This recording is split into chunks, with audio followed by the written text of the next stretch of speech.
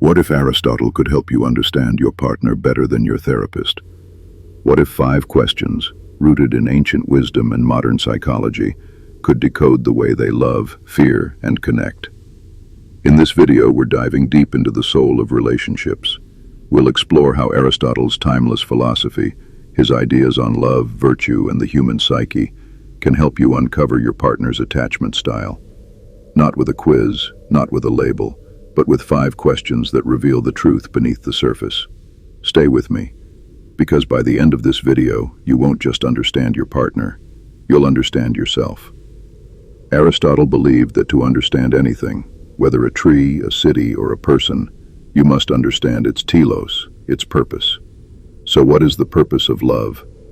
For Aristotle, love wasn't just emotion, it was philia, a deep, virtuous friendship, a bond rooted in shared values, mutual growth, and the pursuit of the good life. Fast forward 2,000 years, and psychologists like John Bowlby and Mary Ainsworth gave us the language of attachment styles: secure, anxious, avoidant, fearful avoidant. But Aristotle would ask, what function do these styles serve? And more importantly, how do they shape the way we love?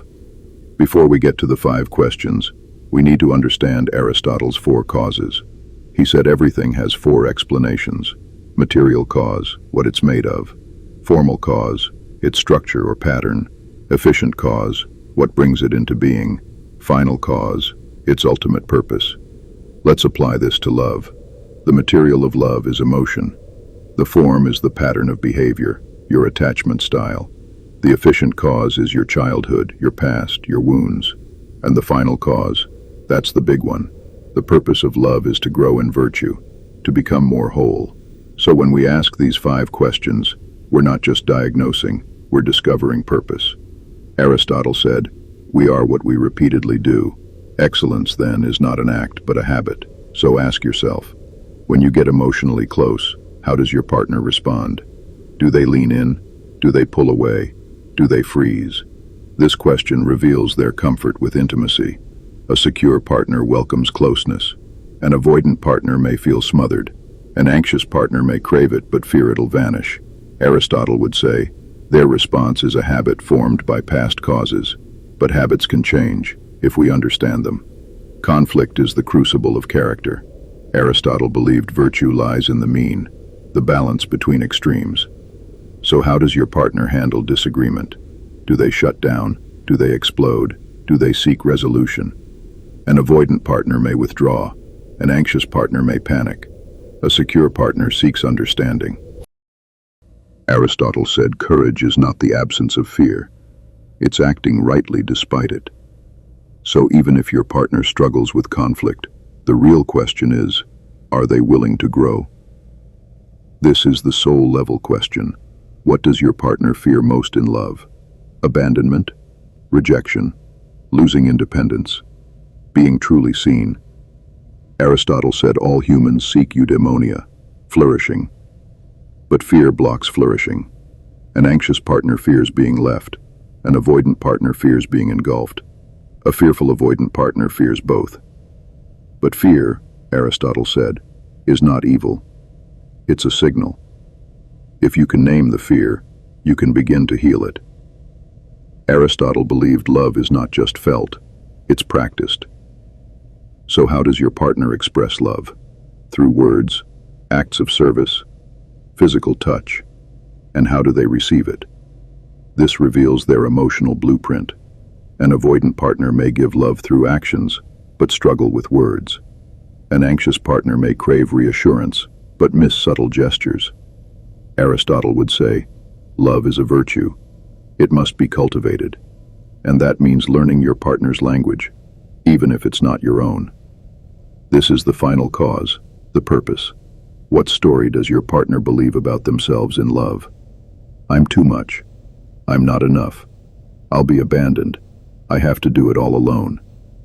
These beliefs shape their attachment style. But Aristotle reminds us, we are not our past. We are our potential. If your partner believes they are unworthy of love, they will sabotage it. But if they begin to believe they are capable of philia, true, virtuous love, everything changes. Let's bring this into the modern world. In the age of dating apps, ghosting, and swipe culture, attachment styles are more visible and more misunderstood than ever. But Aristotle gives us a compass. Don't ask what's their label. Ask what's their telos, their purpose in love. Are they growing? Are they self-aware? Are they willing to do the work? Because love isn't about perfection. It's about virtue in motion. Let's look at 3 fictional couples. Emma and Leo. She's anxious. He's avoidant. Constant push-pull. But once they name their fears, they begin to meet in the middle. Jade and Marcus. Both secure. They communicate. They grow. They support each other's goals. Aristotle would call this philia. Nina and Alex. Fearful avoidant meets anxious. Explosive chemistry, but deep insecurity. Healing only begins when they confront their stories. So far, we've looked outward, at your partner. But Aristotle would say, knowing yourself is the beginning of all wisdom. So now, turn the mirror inward. Ask yourself the same 5 questions. How do I respond to closeness? How do I handle conflict? What do I fear most in love? Because the truth is, you can't decode your partner's attachment style if you haven't decoded your own. And here's the paradox. The more you understand yourself, the more compassion you'll have for them. The anxious partner isn't needy, they're wounded. The avoidant partner isn't cold, they're scared. And maybe, so are you. So what now? You've asked the questions, you've seen the patterns, but how do you move forward? Aristotle believed in practical wisdom, phronesis. It's not enough to know what love is. You must practice it. Here's how. Communicate with courage. Listen without defense. Speak your fear, but don't let it drive. Choose growth over comfort. And above all, love is a verb, not a feeling. Because secure love isn't something you find, it's something you build. And the blueprint? It's in the questions you ask. It's in the virtues you cultivate. And it's in the willingness to love, not perfectly but wisely. If you've made it this far, you're not just curious. You're courageous. Because decoding love takes more than intellect. It takes heart. So here's your challenge. Tonight, ask your partner one of these 5 questions.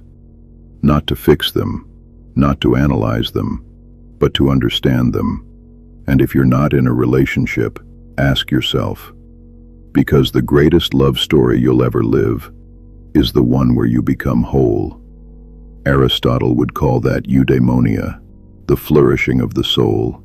And that, my friend, is the purpose of love. If this resonated with you, subscribe. We're just getting started. Until then, love wisely, love deeply, and never stop asking better questions.